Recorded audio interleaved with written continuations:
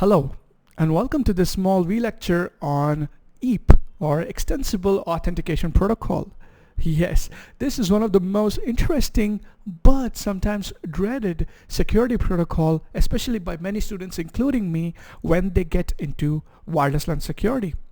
So I thought let me create a small video explaining the different nuances of EAP, what it's all about, what are the different types of EAP, and how it all works and how it fits into the WLAN security puzzle.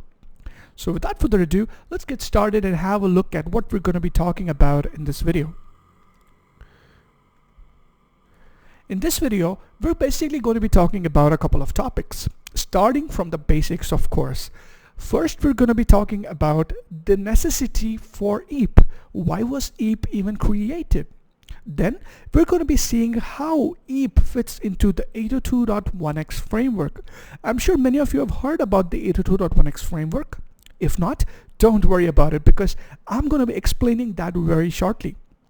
Then we're going to dive a little more deeper and have a look at the different components of EAP. Finally, we're going to do the different types of EAP and how each type of EAP is suited to one particular type of authentication. And finally, we're going to be looking or talking about the things to watch out for when configuring EAP in your enterprise network. So let's get started.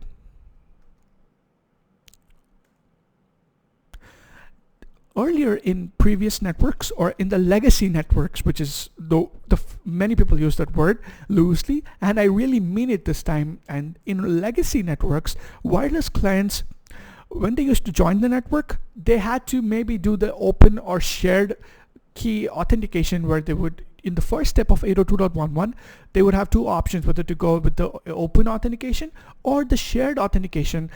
And although the shared authentication allowed for some amount of security, it still wasn't good enough. So the need to develop an authentication protocol to authenticate the wireless clients before joining the network was realized by the wireless LAN industry, and they had to do something about it. And the protocol that they had to develop needed to be flexible.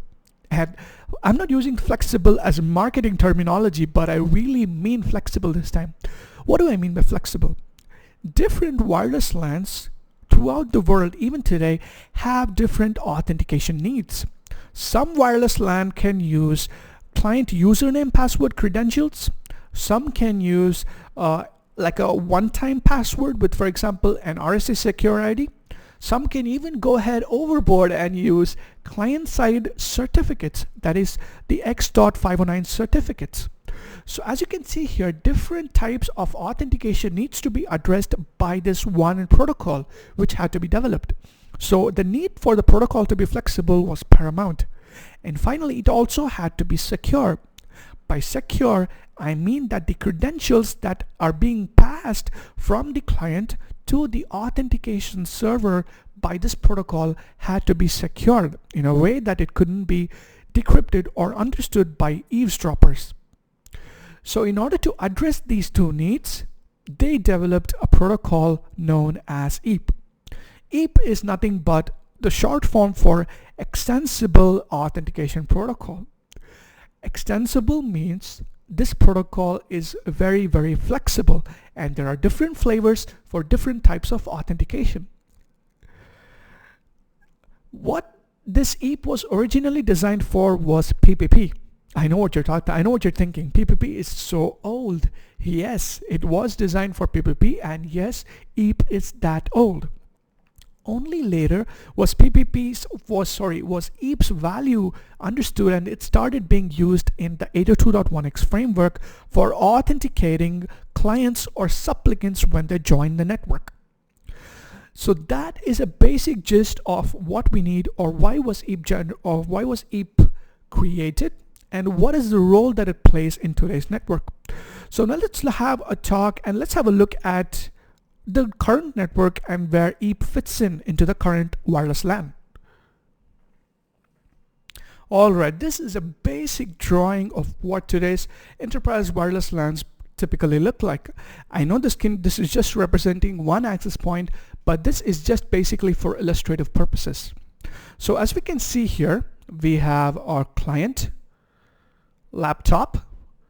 This is our wireless client, and it has a wireless NIC which it is going to use in order to join the enterprise WLAN. This small icon here is the access point, or the AP in short, and this is going to be broadcasting the wireless LAN, and this is going to be acting as our radio, which you already know. We all know that in any enterprise system, sorry about that, we already know that in any enterprise system, the access points all connect back to what is known as the distribution system. Basically, in layman words, this distribution system is nothing but the wire network. So at the end of the day, the access point connects to the wired network, and all the WLAN packets that the client sends eventually is destined for the wireless, for the wired network. So in this case, when the client connects to the access point, any traffic that the client sends to the wired network is going to go from the client to the access point over the RF medium, and then the AP is going to act as a bridge between the wireless medium and the wired medium, and then convert the packets over to Ethernet packets and put it onto the distribution system. So I'm just going to label this as the DS. Finally, we have another component of our 802.1x framework. We saw that the client, the access point were two components, and finally we have another component known as the authentication server. The client is also known as the supplicant in 802.1x terminology. So the client, or your laptop, or any other wireless device for that matter, is going to be known as the supplicant, and the access point is going to be known as the authenticator. Finally, the AS is going to be the same, and it's going to be known as the authentication server. So now let's go back. Before we talk about 802.1x, let's talk about how the network was prior to 802.1x. Alright, I just went there and quickly changed my pen color, so now you should be able to see my ink. Yes, that's great. So let's have a look at how the network was before 802.1x authentication.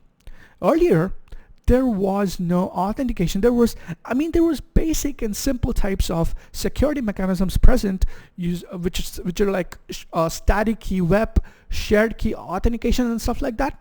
But overall, the kind of authentication schemes which are present were very crude, and it did not provide any good amount of authentication.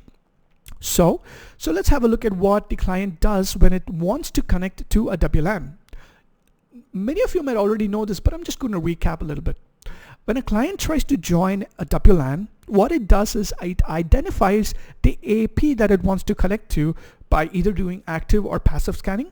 After identifying the AP, it sends the authentication request message over to the AP. Authentication request. The AP now looks at the parameters, and if it can accommodate another AP, it sends the authentication response. This response can either be a success or a failure. If it's a success, the client then goes ahead and sends the association request to the AP, and after the AP looks at the different parameters in the association request, and if it's suitable to the WLAN that it currently has, it goes ahead and sends an association reply with either a pass or a fail condition. Now after this was done, the client could happily start communicating with the DS. That was it. That was all the authentication which was needed until 802.1x came in. So let me go ahead and change my ink color here. I'm going to change it back to yellow, for that matter, orange, whatever. So in 802.1x, what happens is after the initial 802.11 authentication and authorization, the port, or the client gets into a port which is known as the controlled port. What we mean by controlled port is that the client cannot send any other traffic through the access point now, even though it is already authenticated and associated, because the client is attached to what is known as a virtual port known as a controlled port. In a controlled port, only EAP messages are allowed to be sent. No other messages are sent. Even if the client needs an IP address using DHCP, even those messages are not allowed through the controlled port. Now here's the question. What does one have to do for the client to start talking to the distribution system? In order to start talking, the client now needs to go ahead and authenticate to the access point using EAP.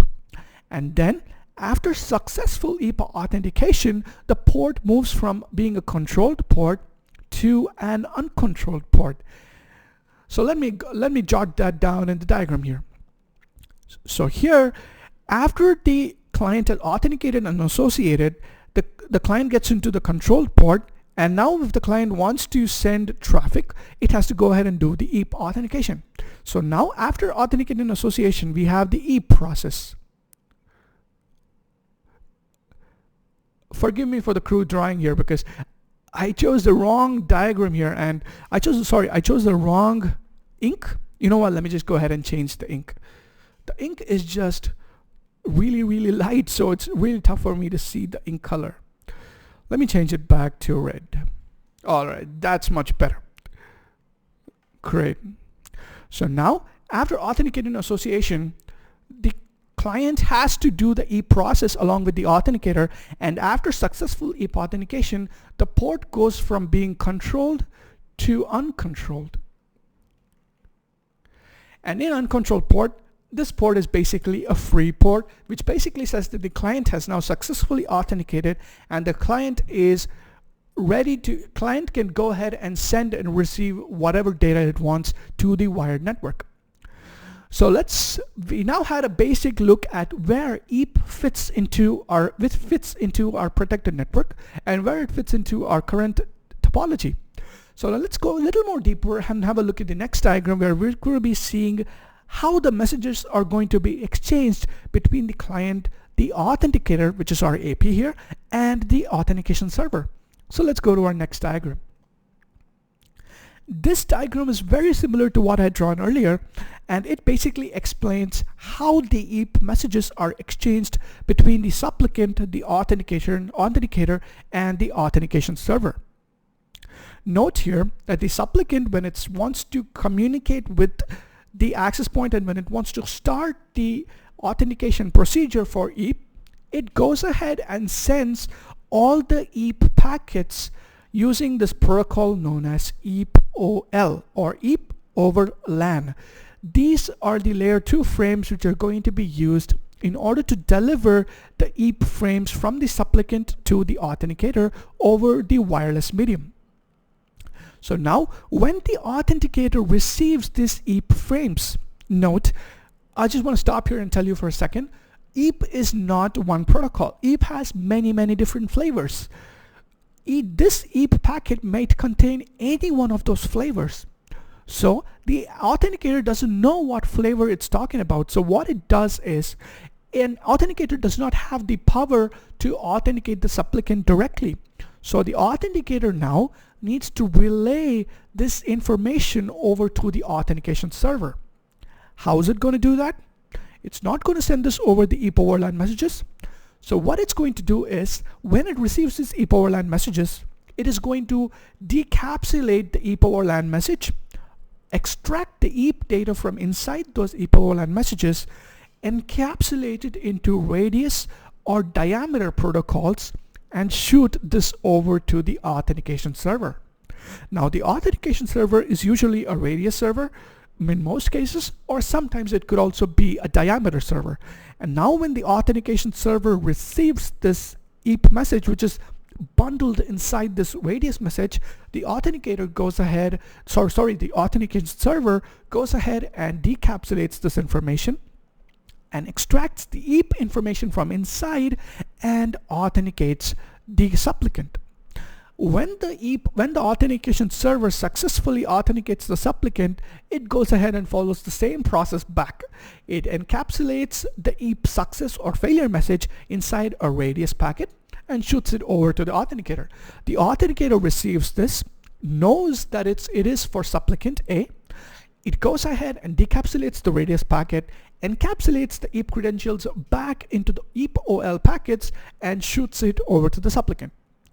If the authentication was successful, the control report just went from being controlled to uncontrolled, and now the supplicant has free access to the internet or any other LAN resources. However, if the EAP process was a failure, the authenticator or the supplicant is usually prompted to try again until a number of times, until a retry, and usually there is a timeout after a number of retries, but let's not go there now. So great. I hope you've all understood the basic 802.1x and EAP architecture, how the EAP packets move from the supplicant to the authenticator to the authentication server and in the reverse direction. So now let's get started and have a look at the components of any EAP exchange. I know I told you there are many types of EAP for different types of authentication scenarios, but all of them basically follow the same pattern. Let's have a look at what that pattern is all about. Different components of EAP are as follows. Let's think of it logically before I go to the point. When a client wants to connect, or when a client wants to start the EAP authentication, what could happen? One option is for the client to tell the authenticator or the AP saying, hey there, I'm client A and I want to start EAP. That is one method. And the other method is for the authenticator to say, hey client A, do you want to start EAP? So those are the two methods which are basically used to start EAP, and in our examples we're going to be looking at where the client goes ahead and starts the EAP authentication. It could also be vice versa, so there is no necessity that the client always has to initiate the EAP connection. So in the first step, the EAP process is going to start with the client or the authenticator starting the EAP process. And the whole concept of EAP is nothing but authentication. In an EAP, in any EAP or in the 802.1x framework, it's very important for the client or the supplicant to authenticate to the server. Let's say you have a wireless LAN and you have many laptops connecting to it, and there is a central authentication server with all the credentials of all the access points of all the clients that belong to the wireless LAN. Now a new client comes in and it starts the EAP process. It's very important for the server to authenticate the client. However, in some EAP flavors or in some EAP types, the authentication of the server by the client is also mandated. Again, let me repeat. This is a feature only in some EAP types, and in these EAP types, the clients go ahead and authenticate the server. The client basically tells the server, hey server, alright, great, you're offering EAP, but tell me who you really are before I start telling you all my usernames and passwords. I want to know that you're really the authentication server that I want to talk to, and you're not some imposter just trying to get my information. So this is one of the components, or this is one of the steps in EAP, and as per the brackets, this is optional because it highly depends on the type of EAP that you're using.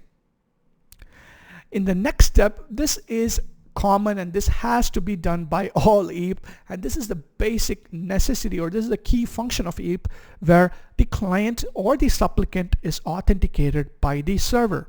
The client credentials are sent over to the authentication server. The server has a look at them and sends a pass or fail back to the authenticator.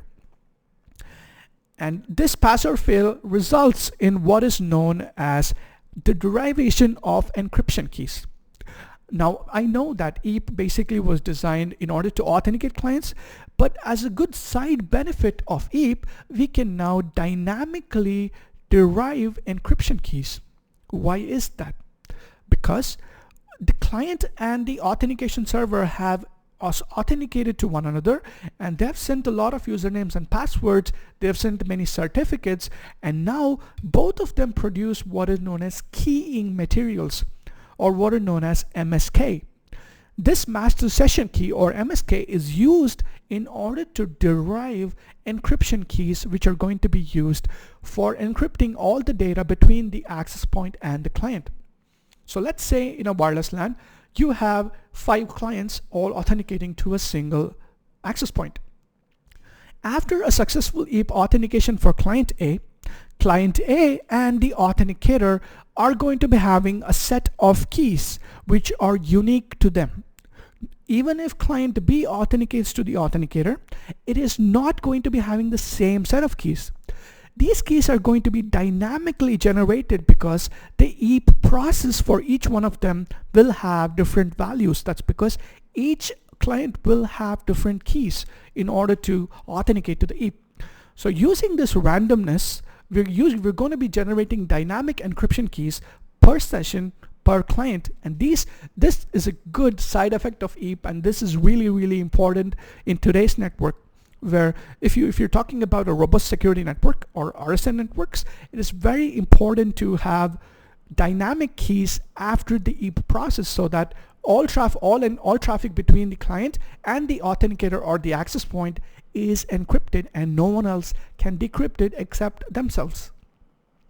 So great, let's now dive a little more deeper. We had a look at the different components of EAP. We had a look at the overall 802.1x architecture. Now let's go into my favorite part. Let's talk about the different types of EAP which are in use in today's network. There are tons and tons of EAP types. I mean, literally, there aren't tons. I mean, there are about 40 or 30. I read somewhere that there are 40, but let me take it from me. There are a lot of EAP types, and you can go ahead and research them. There's just a bunch of them. But I'm going to be basically talking about the different famous or widely used type of EAPs.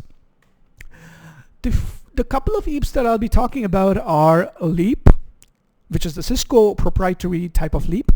We have something known as PEAP or protected EAP, which we're going to be diving a little more deeper. We have EAP-TLS, EAP-TLS, and EAP-FAST. And EAP-FAST is a topic on its own, and I'm going to be doing that in a separate video. Alright, let's now go a little more deeper and talk about LEAP, or the first type of LEAP that we're going to be talking about, which is known as lightweight EAP. Or this is a pretty simple EAP type, which was originally developed by Cisco, and you can see the dollar signs there because this is a protocol which was initially developed by Cisco. And if you have to use this protocol today, or if your device has to use this, then you've got to pay some amount of money to Cisco. So this has to be licensed from Cisco every time it's going to be used. This was one of the oldest EAP methods out there, and this is kind of considered legacy methods, and I don't think it's in wide use anymore because of its various risks, which we're going to be talking about in a while. So what are the advantages of EAP? The reason or the advantage of LEAP is that it's easy to deploy as well as configure. Usually LEAP uses this, or why am I saying usually? It always uses a protocol known as MS-CHAP version 2. In that, what it's going to be using is it's going to be basically using a username password kind of credential, or the client is going to be supplying a username and password to the authentication server, and that username password combination is going to be used to authenticate the client. So this is why EAP is very easy to deploy and configure, because this can easily be integrated back into your Windows AD, where you don't have to create any separate credentials, you don't have to create one-time passwords, hell, you don't even have to do security. All you have to do is use the existing Windows authentication domain and integrate it with LEAP so that the clients use the same username and password combination. Why was it developed? Let's have a look at this. Why was LEAP developed? LEAP was developed because authentication was one of the key criteria back then. Authentication had to be used in order to authenticate the different clients which are joining the network. Earlier, as I told earlier, there weren't different methods to authenticate clients earlier. So LEAP was one of the first authentication protocols, or LEAP was one of the first EAP protocols which was developed in order to address this issue. The second issue was dynamic encryption keys. We talked about this briefly earlier. Let me talk about it a little bit more. Prior to EAP, we were talking about authentication or encryption using static web keys. In static web keys, what would happen is you would either use a 128-bit key or a 64-bit web key, and this key would be statically defined for all the clients, and the authenticator. So basically there would be one key which would be shared by all the clients and the access point. Now this led to a lot of problems. These keys were prone to a lot of attacks. There are a lot of IV related or initialization vector related attacks on these web keys. So there had to be a method in order to strengthen this. So this led to the concept of dynamic encryption keys. By dynamic encryption keys, we mean that the encryption keys are negotiated and created freshly per authentication. So if client A authenticates to the network, there is a set of dynamic keys created which are only used by client A. If client B authenticates to the network, it's going to be creating dynamic encryption keys only for itself. So basically, each of the clients in the network are going to be having their own encryption keys. And these encryption keys are dynamically generated as a result of the LEAP authentication. Make sense? So now we've had a look at what LEAP is all about, why was it developed, and what are the advantages of it. So let's now dive a little more deeper and have a look at how LEAP functions, or what are the exact message exchanges in LEAP. Oh well, I forgot to talk about this. LEAP is going to be performing something known as pseudo mutual authentication. Don't worry about it now. I'm going to talk to you about this after the next slide, because then it's going to make a little more sense. So let's now go ahead and talk about the next type of let's talk about the next slide, where we're going to be looking at the detailed message exchange which is going to be used in LEAP. I know, right? This seems very complicated, and this seems extremely hard to understand, but don't worry about it. I'm going to break this down to you easily so that you're going to remember this. Always remember the order, or always remember the different components of EAP that I talked to you about earlier. Let's try and recall the different components. The first component is obviously the client or the authenticator starting off the EAP process. The next optional step is for the client to authenticate this authentication server. The next mandatory component is for the client to send over its credentials to the authentication server, and for the authentication server to validate them. And if those client credentials are valid, the authentication server sends either a success message, or if it's invalid, it sends over a fail message to the supplicant. And finally, the dynamic encryption keys are generated as a result of successful EAP authentication. So let's go ahead and see where that fits into the picture in in LEAP for that matter. So let me break this down to you. This section right here is basically the first step of the general EAP architecture, where the EAP is going to be starting. Here, the supplicant is basically telling the authenticator, hey, authenticator, I am supplicant A and I want to start EAP. So that is the EAP-OL start message. Note that prior to this, the 802.11 authentication and association are already done, and that's what this point number 2 here means. The data link has already been established, and now the supplicant initiates the EAP authentication with the authenticator. After the authenticator receives this, the authenticator starts asking the supplicant for its credentials. So the authenticator sends an identity request to the supplicant saying, okay, tell me who you are. The supplicant returns what is known as its username, and this username is going to be in clear text. I know a lot of you are cringing when you hear this, because clear text in today's world, I know, but this was designed way back where security was a little relaxed, and that's why the real username of the client was sent in clear text in the first identity response frame. And note, this is one of the disadvantages, or this is one of the security flaws of this type of EAP. As I told earlier, when the authenticator receives these EAP over LAN frames, it's going to decapsulate it, encapsulate the same EAP frames over radius, and shoot this over to the authentication server. Now, the authenticator is going to be using the radius access request frames, and it is going to be sending this to the authentication server. So when the authentication server, until here, until this stage here, the authenticator server does not even know that EAP has started, or the authentication server does not know that even the supplicant even exists in the network. So only when it receives this access request with the username of the client does the authentication server wake up from its sleep and realize that, hey, all right, there is a user there and it wants to try to authenticate to the network, and let me go ahead and check it out if it's valid or not. So after this, what the authentication server does is, using the username, it sends. So now the client authentication server sends over a LEAP server challenge to the supplicant. So what basically the authentication server does is, it takes the username that it just got here using the RAID access request frame.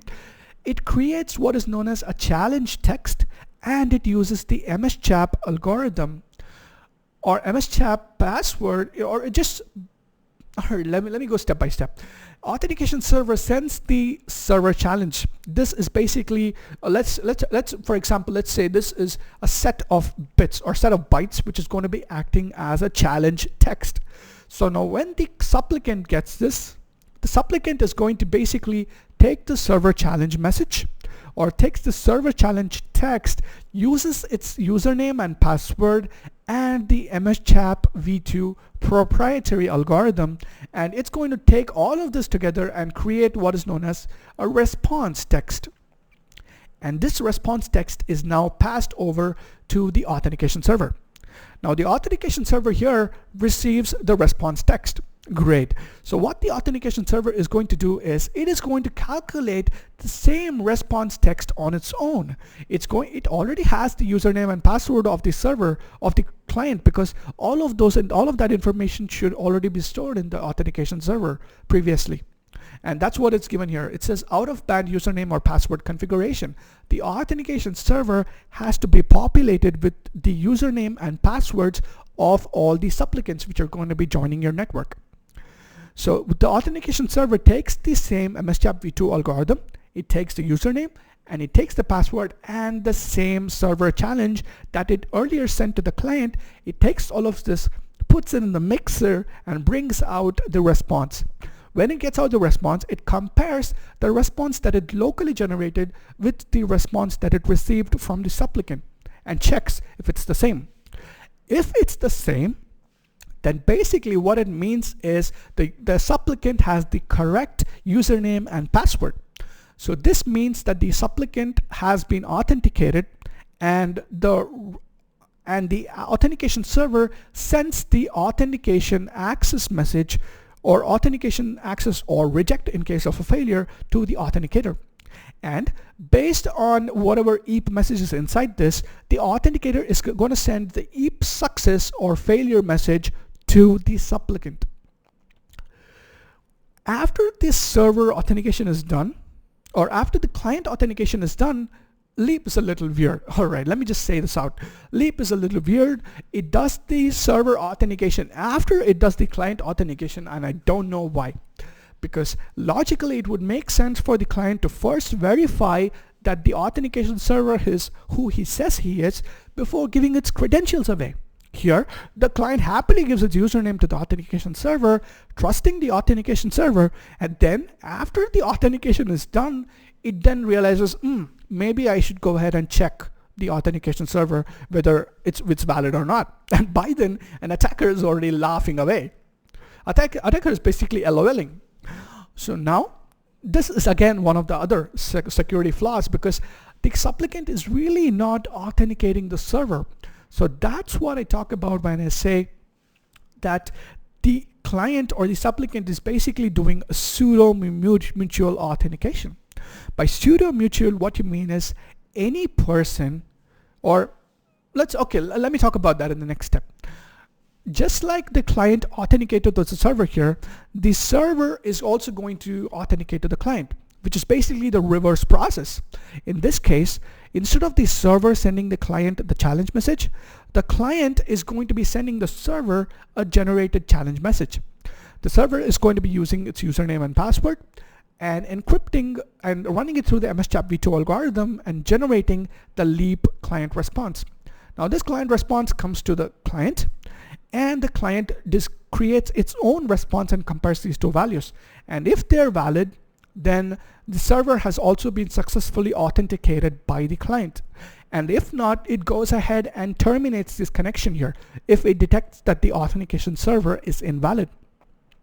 Let's assume a case of where let's say the connection is successful. After the connection is successful, this is going to be the dynamic encryption keys which are going to be negotiated, and after this the controlled port moves over to the uncontrolled port and everyone is happy. Now here are the security risks. Although in this step here we are noticing that the supplicant authenticates the server, we're not exactly talking about a foolproof or completely secure type of authentication. So basically all the server here does is it takes the challenge from the client, it goes ahead and generates the response and sends it back to the client.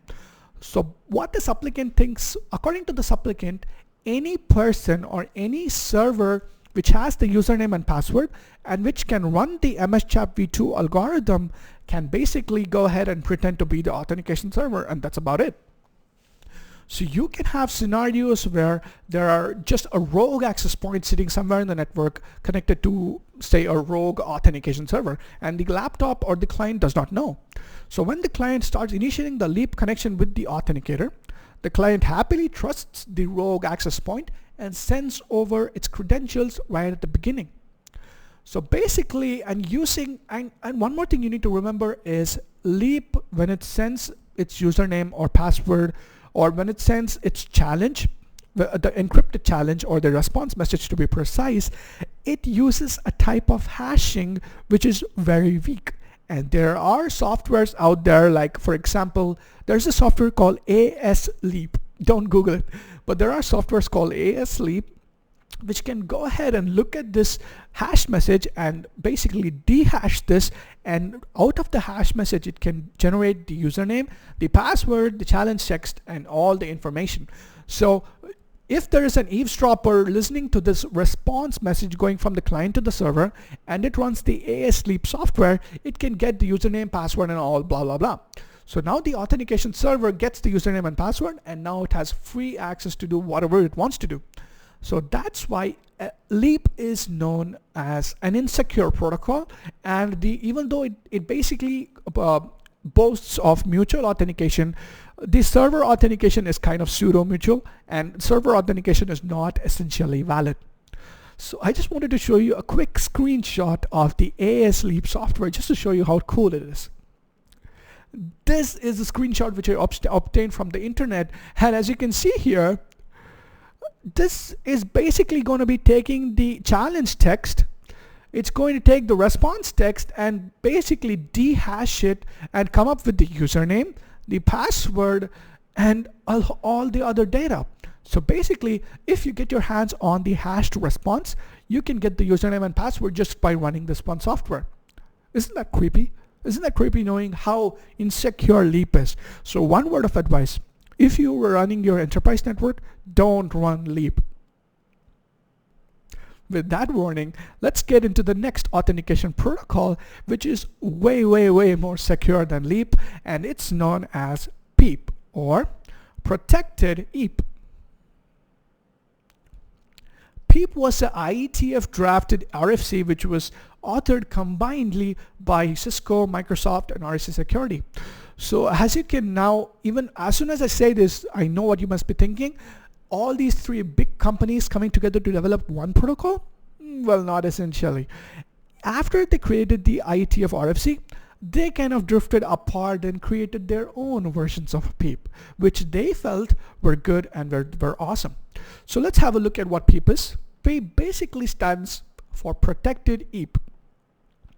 And what do we mean by Protected EAP is that the actual EAP credentials which are going to be sent unencrypted, or which were sent unencrypted earlier, for example in EAP, you saw that in the first identity response, the username of the supplicant was sent in clear text, and that was a security flaw.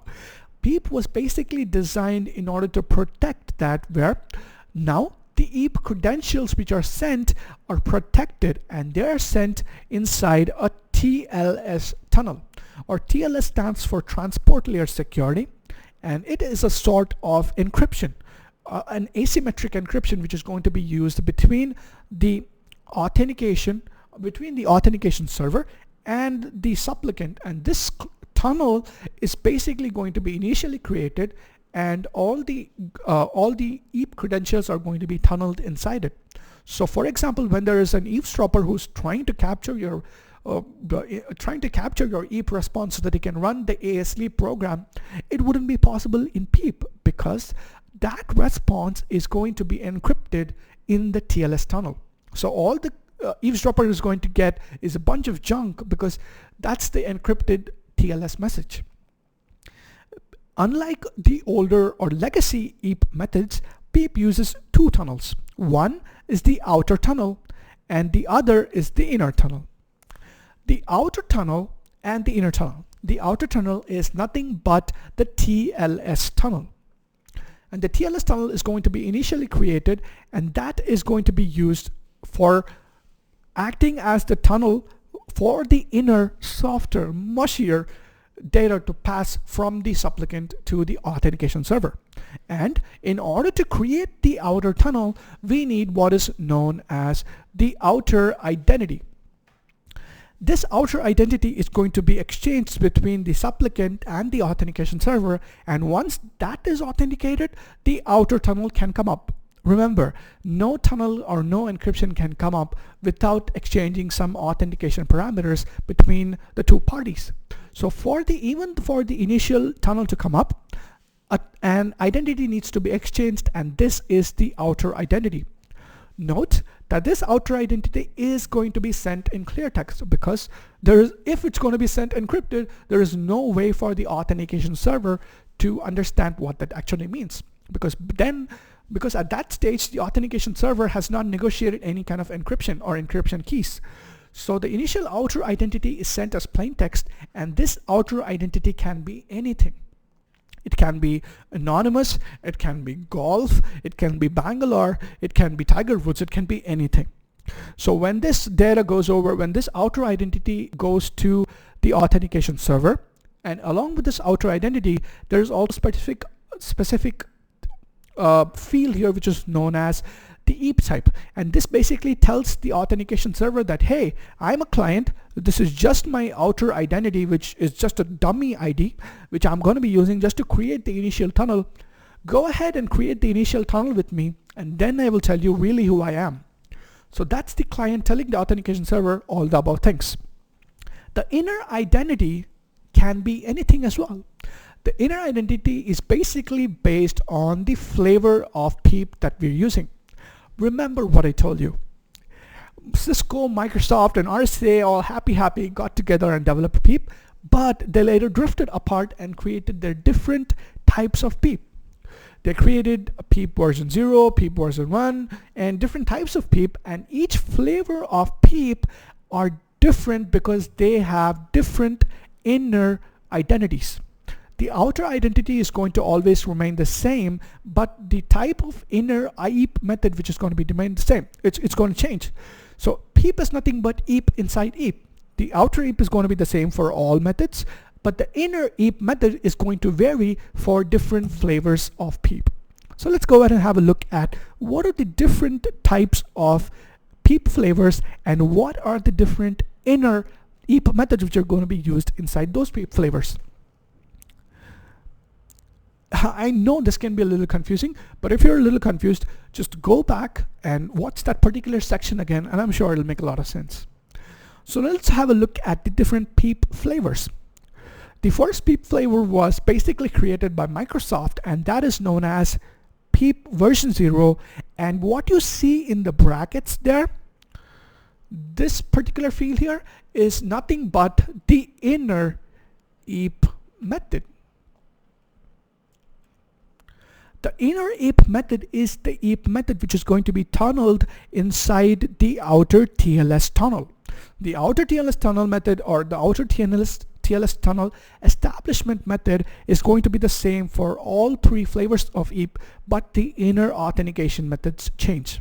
So in this case, we're going to be using EAP-v2, the good old hashed username and password type of EAP authentication, which we have successfully, or rather unsuccessfully, used in LEAP.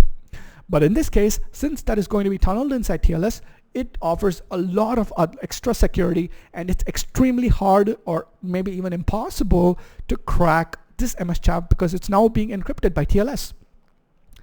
This is developed by Microsoft, and as you might know, Microsoft is the world's leader in supplicants, or is the world's leader in consumer devices. So 90% of the PCs out there run EAP MSCHAP v2, and MSCHAP v2 is widely popular just because of this reason, and also because it's a pretty good authentication protocol. The next authentication protocol, or the next PEAP flavor we're talking about here, is the one which runs EAP-TLS as the inner authentication protocol. We're going to be talking about EAP-TLS a little later. So basically, all you need to know about this is EAP-TLS uses what is known as client-side certificates in order to authenticate the clients to the authentication server. In MSCHAP v2, the clients were using a simple username and password to tell the clients, to tell the authentication servers who they are. But in this case, it's way more secure, and the clients are basically going to be sending certificates over to the authentication server saying, hey, you don't believe me, do you? Here, take the certificate and see who really I am. The final type of PEAP flavor is known as PEAP version 1, and this, what it does is it runs EAP-GTC as its inner EAP method. GTC stands for Generic Token Card, and this was a method which was developed by Cisco in order to support various types of inner authentication. Inner authentication here with EAP-GTC could either use a one-time password. By one-time password, what I mean is, let's say, how many of you have used the RSA Security? I certainly have, and RSA Security is nothing but a one-time password generator which is going to be valid for a very short duration of time, and after that the password changes. So in that cases, that password can be used for the EAP-GTC authentication, or it can be used to use the good old username and password type of credentials as well. So now that we've had a look at the different flavors of EAP, let's go ahead and have a look a little bit more. In order to create the outer TLS tunnel, the server-side certificate is needed. This is very important, and I want all of you to pay a little more attention to this, and because this is really exciting. Remember, the outer EAP method for all the three different types of PEAP are the same. I know I'm reiterating this, but if this is your first time, it's pretty good to understand the basics, so that as you go on, it's going to be a piece of cake for you to understand the finer aspects of this. So in order to set up the initial TLS tunnel, the server-side certificate is used. The server-side certificate has the public key of the server, and that server, or wait a minute, let me think about it. The X.509 certificate coming from the, yeah, that's correct. The server-side certificate has the public key of the server, and that public key is going to be used by the clients to encrypt all the inner EAP data. So this server-side certificate data is going to be basically, there is going to be asymmetric encryption between the client and the authentication server, and a TLS tunnel is created once the server sends its client its server-side certificate first. So before inner PEAP needs to start, one thing you need to be sure is the server sends its server-side certificate over to the client. Otherwise, the outer tunnel won't come up, and the inner tunnel also will never come up. Remember, when this TLS tunnel is created, I want you to realize that this TLS tunnel, or this outer tunnel, is going to be only used for encrypting the inner EAP packets. Remember this, it is not going to be used for encrypting the data. As soon as the inner EAP process is over, the outer TLS tunnel is immediately brought down. So basically, after the data tunnel has been established, the TLS tunnel is torn down and the data tunnel takes over. So this is what I want you to remember. And let's go ahead and have a look at my favorite part, where we're going to be diving a lot more deeper into the different messages or how exactly PEAP is going to be working.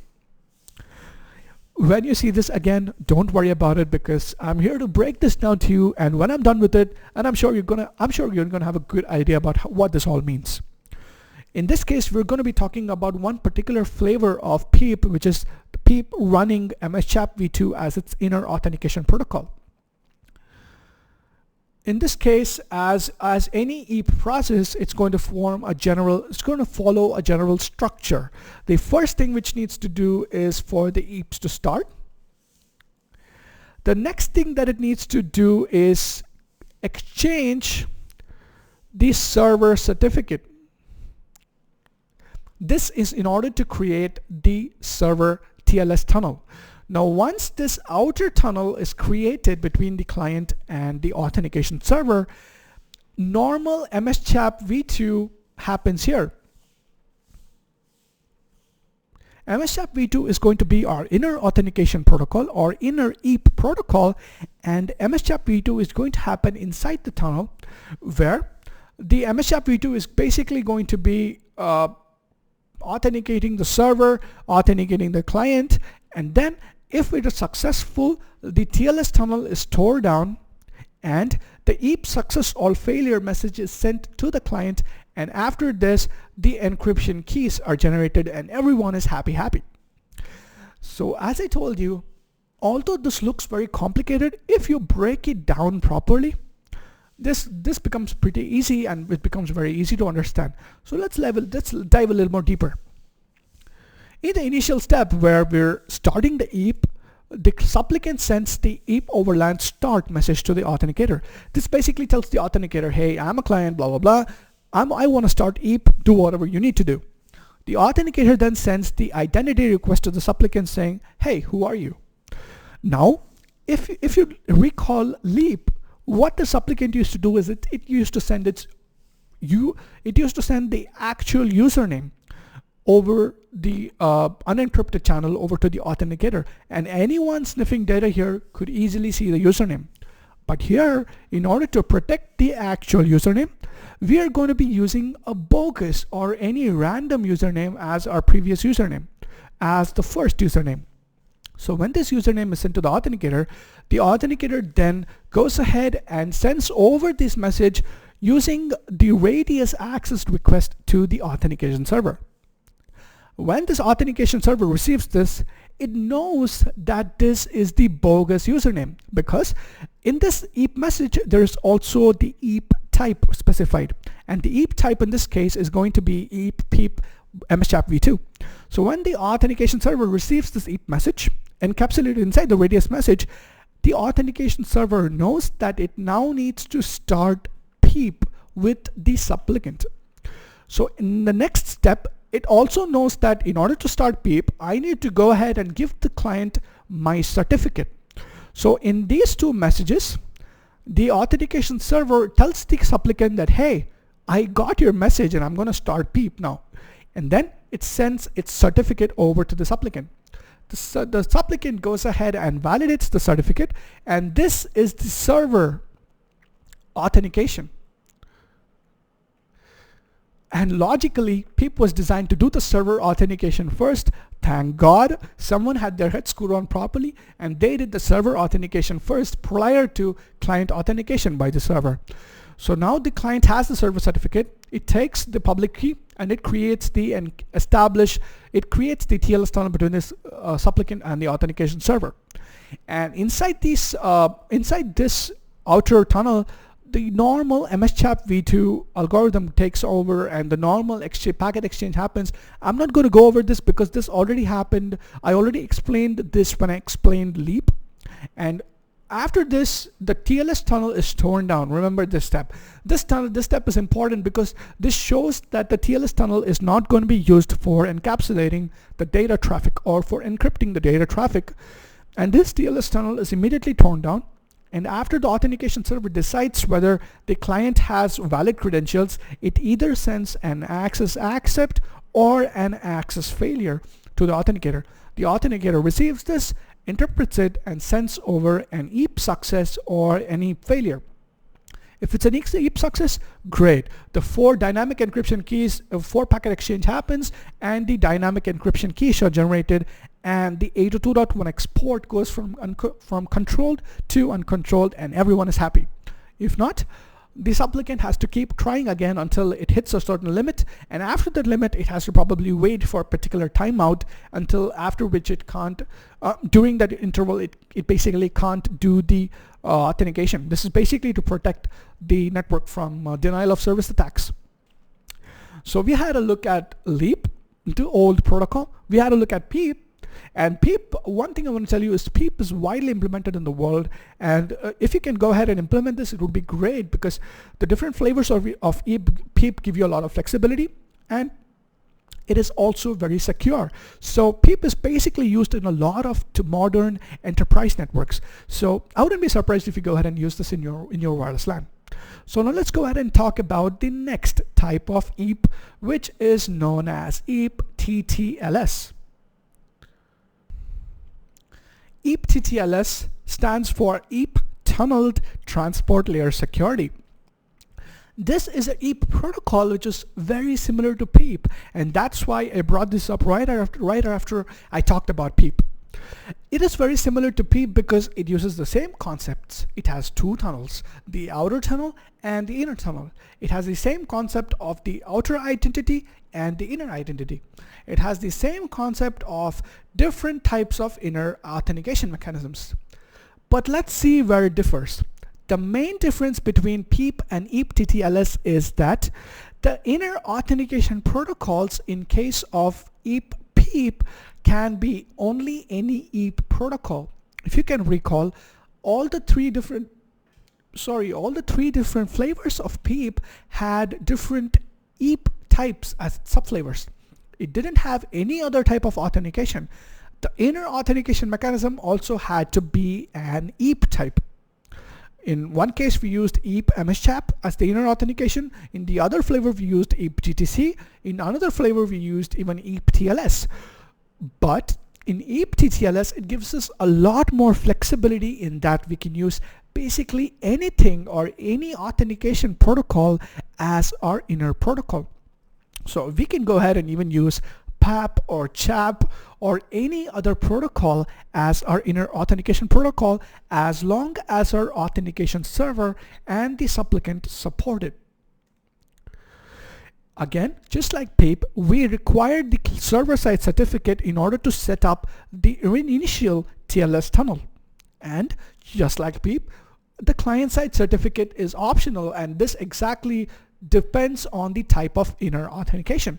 If, say, you're using EAP-TLS as the inner authentication, then of course you need the client-side certificates. But if you're going to be using EAP-MSCHAP v2 as the inner authentication mechanism, then we don't need the client-side certificates, and all you're going to be needing is the username and password combination. So again, let's have a look at the exact message exchange between the supplicant authenticator and authentication server. And I'm going to do you a favor. I'm not going to talk about this. You know why? Because I've already explained to you PEAP, I've already explained to you LEAP, and I've told you this type of EAP-TLS is very, very similar to EAP. It's very, very similar to PEAP. So what I want you to do is I want you to pause this video here, look at these message exchanges and determine for yourself how it is similar and how it is not similar. If you have any questions, please leave comments to this video and I'll gladly answer them. So basically in this example here, I'll just give you one hint. In this example here, the inner authentication protocol basically could be anything in the world, but in this case here, we're using MSCHAP. So all the more good for you to understand, right? Because you're already familiar with EAP-MSCHAP with MSCHAP v2. And in this case here, this is basically serving as something very, very similar to PEAP version 0 running MSCHAP v2 as its inner authentication mechanism. So this type of EAP-TLS is very similar to PEAP. So with that said, let me go into the final type of EAP that I'm going to be talking about in this video, and that is known as EAP-TLS. EAP-TLS stands for EAP Transport Layer Security, and this is one of the most secure EAP methods out there. Why is it more secure? Because it basically uses foolproof mechanisms for authenticating both the client to the server and authenticating the authentication server to the client. And you guessed it right, EAP-TLS uses certificates in order to do this. But EAP-TLS can be a little pain in the rear because EAP-TLS requires what is known as client-side certificates.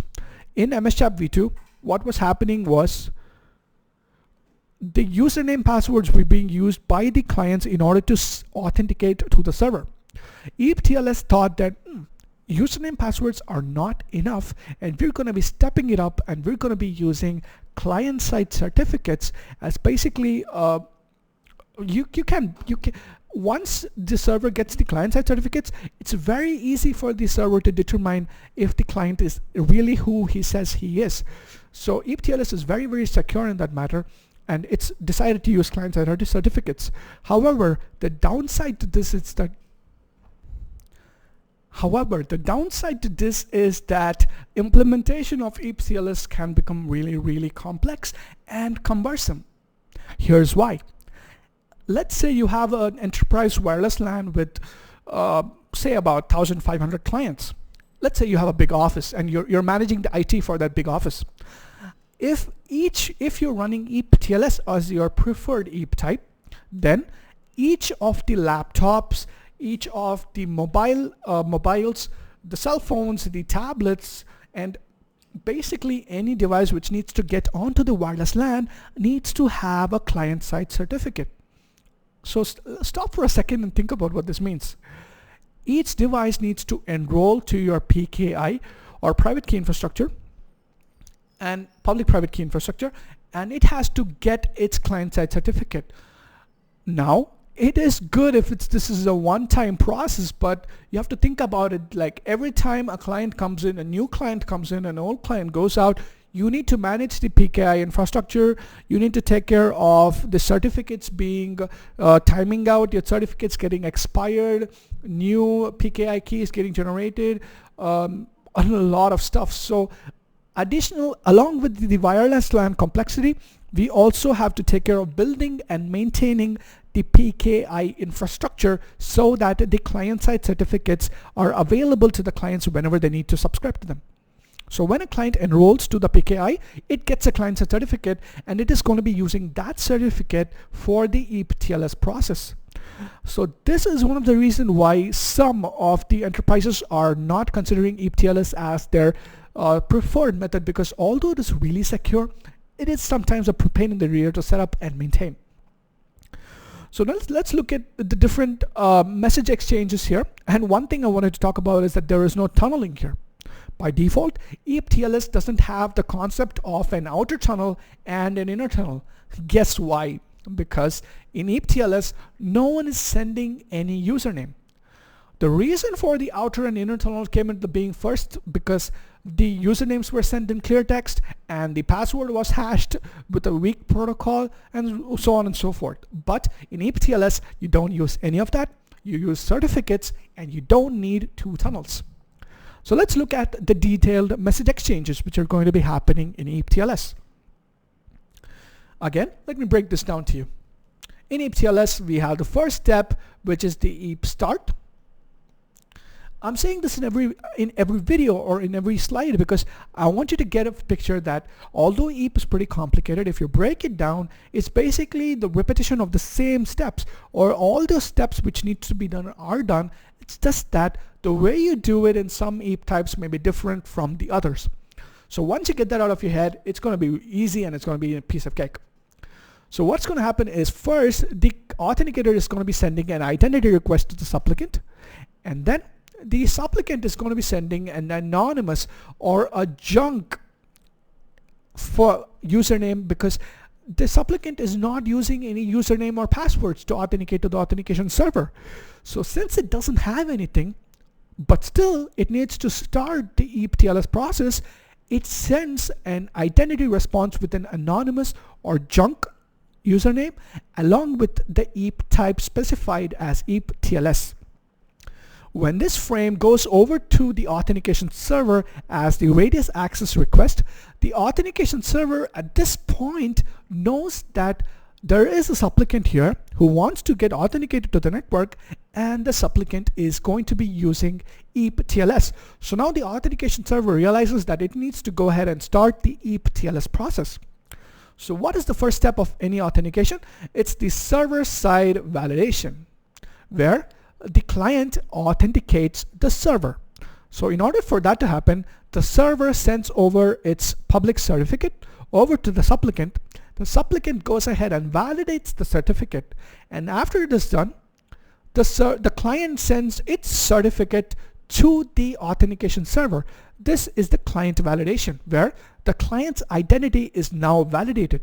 The client sends its certificate over to the server validates it, and once the server authenticates the client, and based on the result of that authentication, the authentication server either sends a radius access or a radius reject to the authenticator. The authenticator then converts this into an EAP success or an EAP failure message and sends it over to the supplicant. If it's an EAP success, great. The dynamic encryption keys, our friends, throughout this video are generated, and the port moves from being controlled to uncontrolled. Here we saw how EAP-TLS uses different certificates, and this is really good, and this method is one of the most secure in today's networks, and people usually recommend you use this because even though it's a pain in the rear to set this up, it's still very secure. And using certificates is basically one of the best forms of authentication, because once you have certificates, you basically are completely sure that the supplicant is who he says he is. Finally, we have the EAP-FAST, and I'm not going to be talking about that in this video because that is awesome and that requires a video on its own. So here's what I'm going to be doing. I'm going to be stopping this video right now, and I'm going to be creating a video on EAP-FAST, say tomorrow or in a couple of days, and I'm going to be uploading it to the same YouTube channel. So thanks a lot for watching. I hope you guys found it informative, and I found it really awesome to talk to you people about one of my favorite parts of wireless LAN security, that is EAP. And for more information about CWNA, CWSP, or CWAP training, visit www.tackleist.com. Again, thanks a lot for watching, and see you guys next time.